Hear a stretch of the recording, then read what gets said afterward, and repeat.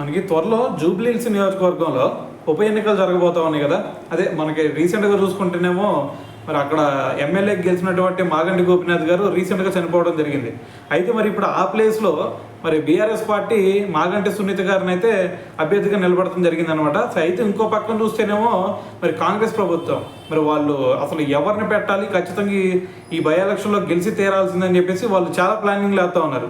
So అక్కడ ఎవరిని పెడితే చాలా బెటర్గా ఉండిద్ది, మరి ఎవరికి గెలిచే సత్తా ఉంది, ఇవన్నీ కూడా పరిగణలోకి తీసుకొని ఈవెన్ కార్యకర్తలతో కూడా చర్చించి మరి ఇప్పుడు రేవంత్ రెడ్డి గారు ఒక డెసిషన్ తీసుకోబోతున్నారని చెప్పి తెలుస్తూ ఉందన్నమాట. సో ఏదైనా సరే మరి మొన్న ఏది మనకి కంటైన్మెంట్లో చూసుకుంటే మరి అక్కడ జరిగినటువంటి ఉప ఎన్నికల్లో కారు పెద్ద సత్తా చాటింది ఏం కనిపించలేదు.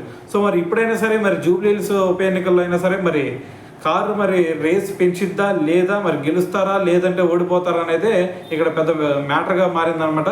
సో ఏదైనా సరే మరి అంతకుముందు రికార్డు కనుక ఒకసారి చూసుకుంటే మరి జూబ్లీహిల్స్ నియోజకవర్గంలో మనకి ఇది బీఆర్ఎస్ పార్టీకి కొంచెం మద్దతు ఎక్కువ ఉంది. సో మరి ఇప్పుడు అధికారంలో కాంగ్రెస్ ఉంది కాబట్టి మరి ఈసారి అటువైపు టిల్ట్ అయిద్దా లేదు అంటే మరి ప్రజలు బీఆర్ఎస్కి పట్టం కడతారా అనేది సో వెయిట్ చేసి చూడాల్సిందే.